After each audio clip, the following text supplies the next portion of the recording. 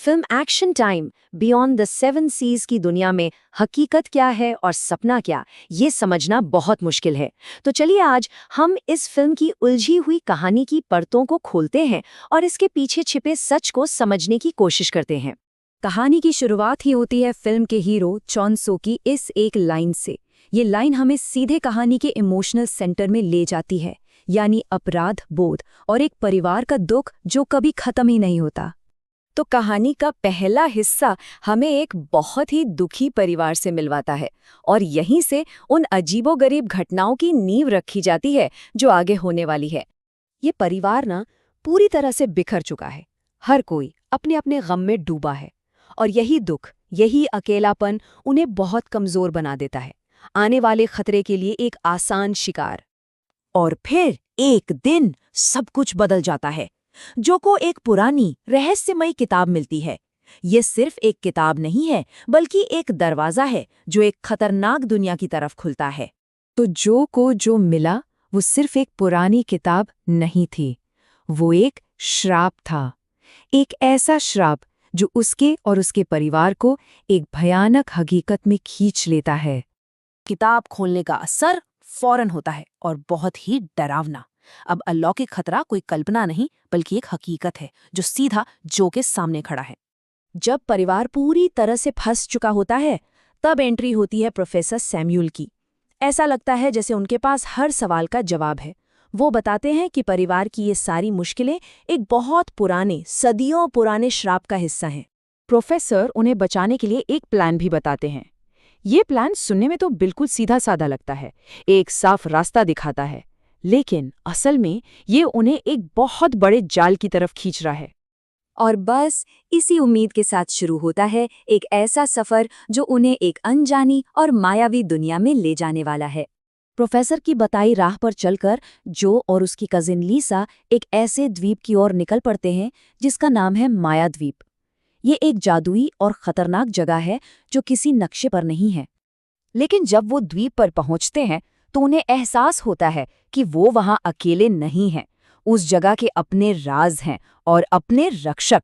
द्वीप पर असल में दो ताकतें हैं जो एक दूसरे की दुश्मन हैं।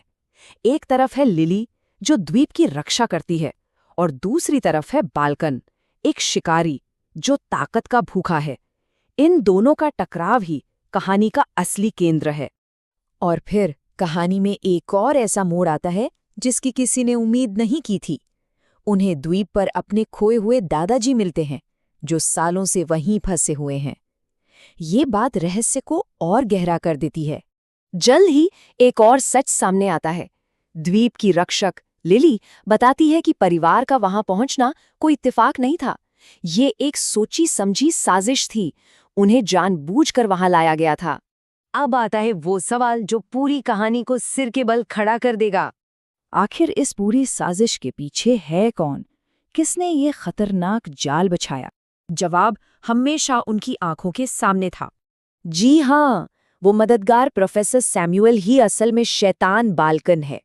सोचिए, जिस इंसान पर उन्होंने अपनी जान बचाने के लिए भरोसा किया, वही उनकी जान का दुश्मन था। ये मोड़ पूरी कहानी को पलट कर रख देता है। और बाल्कन ऐसा क्यों कर रहा है? सिर्फ ताकत के लिए नहीं, बल्कि बदले के लिए। वो जो के पुरखों से अपना 100 साल पुराना बदला लेना चाहता है। ये मामला सिर्फ शैतानी नहीं, बल्कि पर्सनल है। चलिए आप कहानी के आखिरी हिस्से की तरफ चलते हैं, जहां एक जबरदस्त टकराव होता है और अंत में एक ऐसा सवाल छूट जाता है जो मन को बेचैन कर देता है। कहानी के क्लाइमैक्स में लिली जो और उसके परिवार को बचाने के लिए अपनी जान दांव पर लगा देती है। वो बाल्कन के खतरनाक इरादों को नाकाम कर देती है। और फिर अचानक सब कुछ खत्म हो जाता है। जो की आंख खुलती है और वो खुद को अपने बिस्तर पर पाता है। द्वीप पर जो कुछ भी हुआ वो सब एक बुरे सपने जैसा लगता है। तो सवाल यही उठता है, क्या वो सब वाकई एक सपना था? क्या इतनी भयानक हकीकत सिर्फ एक ख्वाब हो सकती है? लेकिन कहानी यहीं खत्म नहीं होती। एक आखिरी छोटा सा सुराग सब कुछ बदल देता है। जो की माँ के पैर पर ठीक वही चोट का निशान है जो लड़ाई में लिली को लगा था। ये निशान इस बात का सबूत है कि जो कुछ भी हुआ वो सच था, और शायद लिली और जो की माँ के बीच कोई गहरा रिश्ता था। आखिर में बस यही सवाल रह जाता है, हकीकत और सपने के बीच की लकीर क्या सच में इतनी साफ होती है?